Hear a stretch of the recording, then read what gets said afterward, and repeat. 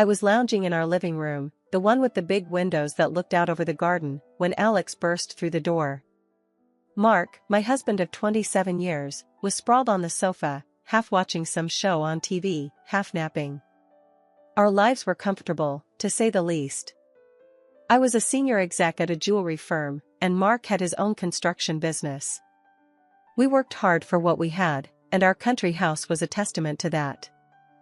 "Mom, Dad, I've got news," Alex announced, his eyes sparkling with excitement. He was our only child, the center of our world, and usually, his news ranged from getting a promotion at work to winning some local football match with his mates. But today, he had a different kind of glow about him. Mark sat up, rubbing his eyes. "What's up, champ?" he asked, using his pet name for Alex since he was a toddler. I straightened up, too, sensing this was more than just his usual updates. "What's going on, Alex? You look like you've won the lottery or something." Alex's grin widened. "Better," he said. "I'm getting married." The room went silent. It was as if someone had sucked all the air out. Married? The kid was only 25, for heaven's sake.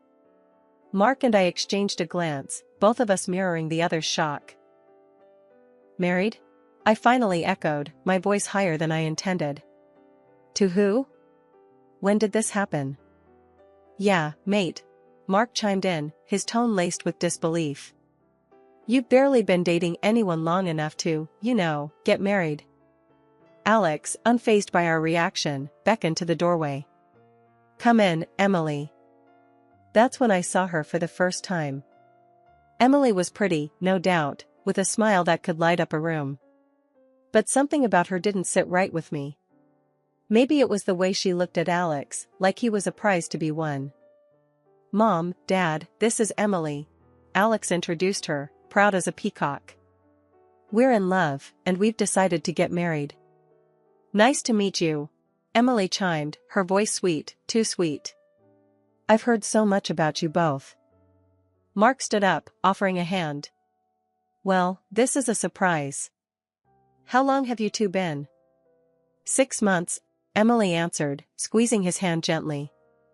6 months? I repeated, my mind racing. 6 months and now marriage? It didn't add up. "Alex, can we talk?" "Not now, Mom. We're here to celebrate," he said, wrapping an arm around Emily. "We're getting married, and that's final." I bit my tongue, wanting to protest, to scream that it was too fast, too reckless. But I held back. This was my son, and if he said he was happy, then who was I to argue? "Okay," I said, forcing a smile.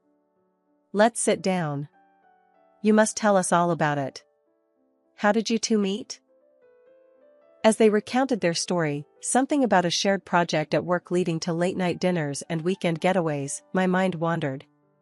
It wasn't just the haste of the wedding that bothered me. It was Emily. She was too polished, her story too rehearsed. And then there was the timing. Just last month, we'd bought Alex a brand new car, a congratulatory gift for his promotion. And now, suddenly, he was getting married? The dinner went on, with Emily sharing more about her life, which, conveniently, didn't include any family of her own.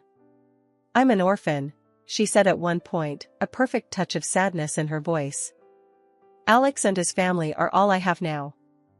Mark and I nodded, offering sympathetic smiles, but alarm bells were ringing in my head. This felt off. Way off. After dinner, as Alex and Emily left, promising to keep us updated on the wedding plans, Mark turned to me, his expression grave. "You think what I'm thinking?" he asked. "That this is a mistake?" I replied. "Absolutely. But how do we tell him? He's smitten. We need to talk some sense into him, Lena. This is moving too fast. It's not right." The weeks following Alex's bombshell announcement were a whirlwind of emotions and, frankly, a growing pile of doubts. Mark and I had hoped our initial shock would fade, that we'd get to know Emily, and all our worries would prove pointless.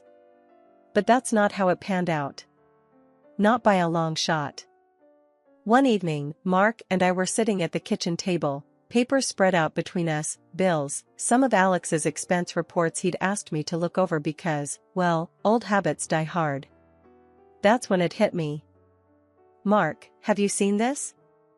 I asked, holding up a credit card statement that was higher than the Empire State. "Since when does Alex spend like a man with a hole in his pocket?" Mark leaned over, his brow furrowing as he scanned the numbers. "What the hell is this? $5,000 at a fancy restaurant? And what's this, another four on jewelry? Since when does Alex buy jewelry?" We knew we had to talk to Alex, get some straight answers. So, we invited him over for dinner, a casual affair, but with the intent to dig a little deeper. Emily, conveniently, had other plans. "Alex, son," Mark began, passing him a beer and taking a seat across from him at the table, "we've been going over some of your expenses. Mind explaining some of these charges?" Alex took a sip, his face the picture of innocence. "What charges?" "The $5,000 at La Table d'Or for starters," I chimed in, trying to keep my tone light, not wanting to sound like I was accusing him of anything. "Oh, that," Alex laughed it off. "That was for Emily's birthday. Wanted to do something special, you know? Special's one thing, but this?" Mark gestured to the statement. "This is nuts, Alex. And there's more. Jewelry, clothes, spa treatments. It's like you're bleeding money." Alex's demeanor shifted, a slight edge creeping into his voice. "Look, I know it's a lot, but Emily's worth it. You'll see. Once we're married, things will settle down." "But, Alex," I pressed, "doesn't it seem a bit fast? You've only known her for 6 months. And all these expenses. It's not like you." He stood up then, frustration evident. "I can't believe this. I thought you'd be happy for me. Emily makes me happy. Why can't you see that?" "We do, son," Mark said, standing to put a hand on his shoulder. "We just want to make sure you're not getting taken advantage of." Alex shrugged off his hand. "I'm not a kid, Dad. I know what I'm doing." With that, he grabbed his jacket and left, leaving us with more questions than answers. As we prepped for bed, thoughts of how to protect Alex swirled in my head. But then, another curveball hit us. Alex called, his voice a mix of excitement and nerves. "Mom, Dad, Emily's pregnant. We need to speed up the wedding." That news hit like a freight train. "Pregnant? Now?" It explained the rush, but it piled on a ton more doubts. The wedding wasn't just fast-tracked, it was shot out of a cannon. Between the shock announcement and the big day, time seemed to warp. The preparations were a blur, each day melding into the next under the weight of organizing what was shaping up to be a lavish affair, thanks largely to Emily's modest wishes. One evening, as Mark and I reviewed the final guest list and the mountain of bills that had piled up, the reality of it all hit me like a ton of bricks. "Mark, this is insane," I said, shaking my head in disbelief. "We're bleeding money left and right. This wedding, it's like we're throwing a royal bash." Mark, ever the calm in my storm, sighed deeply. "Lena, what can we do? Alex is dead set on this, and with the baby on the way. We've got to support him." "Yeah, but at what cost?" I snapped back, frustration boiling over. "It's not just the money, Mark. It's this whole rush job. It doesn't sit right with me." Before we could spiral further into our debate, Alex called, excitement brimming in his voice. "Hey, Mom, Dad, everything's set. This is going to be the best day ever." I forced a smile I hoped he could hear over the phone. "That's great, honey. We're so happy for you." The day arrived in a whirlwind of activity. The venue was nothing short of breathtaking, a testament to Emily's taste for the finer things in life. As guests began to fill the seats, Mark and I took our place at the front, our smiles plastered on, ready to welcome the onslaught of well-wishers. Emily floated down the aisle like a vision, her dress a masterpiece of lace and sparkle. Alex looked on, awestruck, and for a moment, my heart softened. My son was happy, truly happy. Maybe I had been wrong about Emily. The ceremony was a blur of vows and tears, mostly from Emily's side, given she had no family present. The reception kicked off with the usual pomp, speeches dripping with sweetness, and a dance floor that beckoned even the most reluctant. As Mark and I made our rounds, greeting guests and sharing laughs, I caught snippets of conversations that set my teeth on edge. "Did you hear? The whole thing's on the parents' dime," one distant cousin whispered, not so discreetly. "Quite the fairy tale, huh? Wonder how long till the clock strikes midnight," another quipped, sipping on a cocktail that probably cost more than my first car. I brushed off the comments, focusing instead on making sure everyone enjoyed themselves. It was during one of these rounds that I overheard a conversation between Emily and a group of her friends, tucked away in a quieter corner of the venue. And then I told him, if we're going to do this, it's got to be big. Go big or go home, right? Emily was saying, her laughter light and carefree. One of her friends chimed in, "Girl, you landed a gold mine. Play your cards right, and you're set for life." My heart sank. There it was, the confirmation of my worst fears, laid bare in a few careless sentences. I wanted to confront her then and there, demand she explain herself, but Mark caught my eye, shaking his head slightly. "Not here. Not now." Post-wedding life settled into a rhythm of sorts, but not the kind you'd hope for. The bills kept coming, each one a stark reminder of the lavish affair that was Alex and Emily's wedding. But it wasn't just the wedding expenses that had me on edge, it was the continuous drain on the account we'd set up for them, supposedly for starting their life together. One evening, as Mark and I were going through our finances, I came across the latest statement for Alex and Emily's account. My heart sank as I scanned the list of transactions. "Mark, look at this," I said, my voice tight with frustration. "They're burning through money faster than we can count. Spas, designer boutiques, high-end restaurants. This isn't starting a life, it's living like there's no tomorrow." Mark took the statement, his brow furrowing as he read. "This is madness, Lena. We were supposed to help them get on their feet, not fund a never-ending honeymoon." Feeling a mix of anger and concern, I decided it was time for a heart-to-heart with Alex. I invited him over, making it clear it was a mother-son chat, no Emily. When Alex arrived, he looked happy but tired, the weight of his new life etching lines on his young face. "Alex, we need to talk about the spending," I started, not wanting to beat around the bush. "You and Emily are going through money like it's water. This isn't sustainable."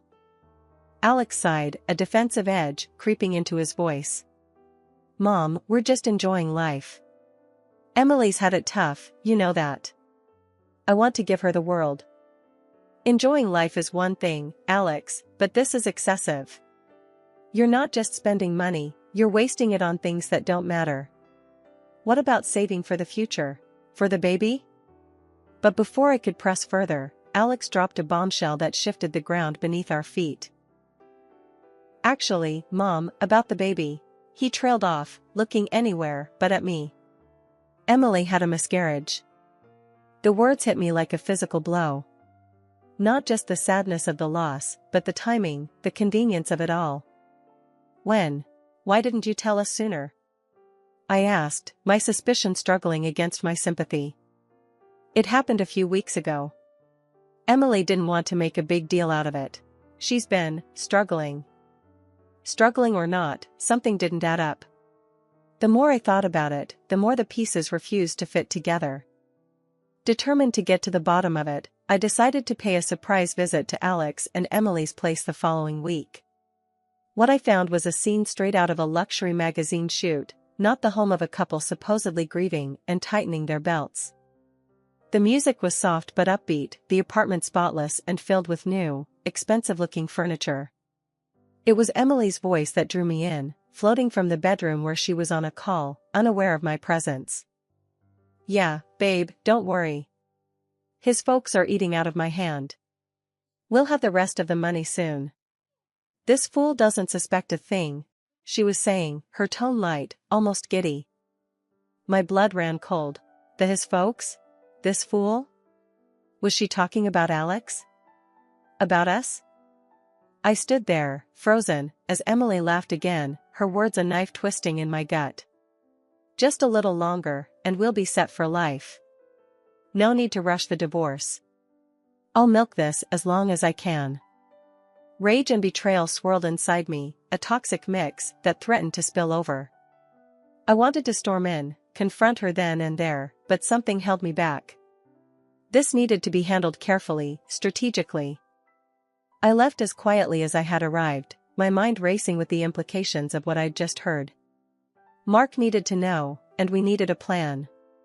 Emily was playing us, and it was time to turn the tables. After the revelation at Alex and Emily's, Mark and I knew it was time to get serious. We couldn't just sit back and watch as our son's life got dragged through the mud by someone who saw him as nothing more than a payday. So, we did the only thing that made sense at the time, we hired a private detective. The detective, a no-nonsense guy named Joe, came recommended by a friend of a friend who had been through something similar. He had a reputation for being discreet and getting results, which was exactly what we needed. Mark and I sat down with Joe in our living room, the air thick with tension and desperation. I kicked off the meeting, trying to keep my voice steady. Joe, our son's wife, we believe she's not who she says she is. Joe nodded, jotting down notes in a small pad. I see this more often than you'd think. What makes you suspect her? Mark took over, detailing the extravagant spending, the suspicious behavior, and the overheard conversation that had set off alarm bells. Understood, Joe said, closing his notebook. I'll start with the basics, dig into her past, and see who she's been associating with. It might take some time, but we'll get to the bottom of it. The investigation was slow, each day dragging by with no word from Joe. It was like waiting for a pot to boil, knowing that what we found might scald us. Finally, after what felt like an eternity, Joe called, asking us to meet him at his office. First off, Joe began, his expression grim, you were right to be suspicious. Emily's real name is Clara. Emily was an alias, and she's got a history of targeting wealthy men. My stomach twisted at his words, a mixture of vindication and heartbreak. What about her accomplice? I asked, dreading the answer. Joe slid a photo across the desk, showing Emily, Clara, with a man we'd never seen before. This is her partner in crime, so to speak. Been working together for years. Seems your son was their latest mark. Mark's jaw clenched, his anger palpable. Can we go to the police with this? It's enough to start, Joe confirmed. But there's more. They were planning to clean out your son's accounts, then move on to the next target. There's a trail of victims. The room spun as the implications sank in. Our son, the latest in a line of men duped by a pair of professional con artists. It was almost too much to bear. When we arrived home, Alex was there, waiting for us. His face lit up when he saw us, unaware of the storm about to break. Mom, Dad, what's up? Everything okay? He asked, noticing our somber expressions. Mark and I exchanged a look, then, with a deep breath, I began the hardest conversation of my life. Alex, we need to talk about Emily. As we laid everything out, the evidence, the photos, the lies, I watched my son's face go from confusion to disbelief to heartbreak. He was silent for a long time after we finished, the weight of the truth crushing him. Finally, he spoke, his voice cracked with emotion. I can't believe it. I trusted her. Loved her. We know, son, Mark said, putting a comforting hand on his shoulder. But we're going to get through this. Together. The days after the truth came out were like walking through a storm. I went to the police, my heart heavy, but my resolve firm. The evidence we provided was more than enough. Emily, or Clara, as we came to know her real name, was arrested along with her so-called accomplice. Watching them being taken away in handcuffs, I felt a mix of relief and sorrow. relief that we had stopped them, and sorrow for what my son, Alex, was going through. The confrontation with Emily before her arrest was something out of a nightmare. She cried, pleaded with Alex, claiming her love for him was real, that I was trying to tear them apart. Her tears might have fooled him once, but not anymore. Please, Alex, you have to believe me. I love you. Your mother, she's trying to get rid of me. She sobbed, clutching at his hands, desperate. Alex looked at her, his face hard and unreadable. Love? You call this love? You've been lying to me since the day we met. There's no us, Emily. It's over. Her pleas fell on deaf ears. The betrayal was too deep, the lies too many. Alex filed for divorce, cutting whatever ties that bound him to the woman he thought he knew. The trial was a blur. Emily and her partner were found guilty, sentenced to a short but definite term behind bars. It was justice, but for Alex, it felt hollow. The woman he had loved, the life he thought they were building, it was all a lie. After the trial, our home was filled with a heavy silence. Alex was a shadow of himself, lost in the what-ifs and the betrayal. We tried to reach out, to help him through it, but the hurt was too deep. One evening, I found him sitting alone in the living room, staring at nothing. Alex, I said gently, taking a seat beside him. You know, it's okay to feel lost right now. What she did, it's unforgivable. But you're not alone. We're here for you. He nodded, his eyes moist. I know, Mom. It's just hard. I thought I knew her. I thought what we had was real. It was real to you, and that's what counts. She made her choices, and now she's facing the consequences. But you have your whole life ahead of you. This is just a chapter, not the whole story. Alex leaned back, taking a deep breath. Yeah, I guess. It's just hard to see the road ahead right now. Take it one day at a time, I advised, squeezing his hand. And when you're ready, we'll be right here to help you rebuild, to find your path again. Mark joined us, wrapping an arm around Alex. That's right. We're family. We stick together, through thick and thin. Slowly, very slowly, Alex began to find his footing again. The pain and the betrayal didn't disappear overnight, but with each passing day, he started to look forward, to think about his future, not just the past he had lost. 2 years had passed since the trial and Emily's sentencing. Life was slowly finding its way back to some semblance of normalcy, or at least as normal as it could get after the storm we'd weathered. Alex was doing better, focusing on himself, even starting to talk about going back to college. It was a slow healing process, but he was getting there, with us by his side every step of the way. Then, out of the blue, the phone rang one evening. I answered, not expecting anything out of the ordinary. Hello? Is this Mrs. Lena Thompson? The voice was hesitant, almost timid. Yes, it is. Who's calling? I asked, a sense of unease starting to curl in my stomach. It's Emily. I mean, Clara. My heart skipped a beat. After everything that had happened, hearing her voice was the last thing I expected. What do you want? My voice was cold, harder than I intended. I'm in trouble. I need help. I have nowhere else to turn, she said, desperation seeping through her words. And you thought to call here? After everything you've done? I couldn't keep the disbelief out of my voice. I know I have no right to ask, but I'm alone, and I'm pregnant. For real, this time. The news hit me like a punch. Pregnant. The audacity of her calling us, after the lies and the pain she caused, was astounding. Listen, Clara. You made your choices. You have to live with them. As for your situation, I suggest you find help elsewhere. There are places, agencies that can offer assistance. But I thought maybe, after everything, there could be a chance for forgiveness. I really did love Alex, you know. I sighed, a mix of anger and pity washing over me. Forgiveness isn't mine to give. And as for Alex, you lost the right to even mention his name. You need to move on, Clara. Find help, but don't call here again." There was silence on the line, heavy and thick. Then, a quiet, "I understand. I'm sorry." And she hung up. When I told Mark and Alex about the call later, Alex's reaction was one of quiet contemplation. "I hope she finds the help she needs," he said, and that was all. No anger, no bitterness. Just a hope for a better path for someone who had caused us so much pain. It was a testament to how far he had come, how much he had grown.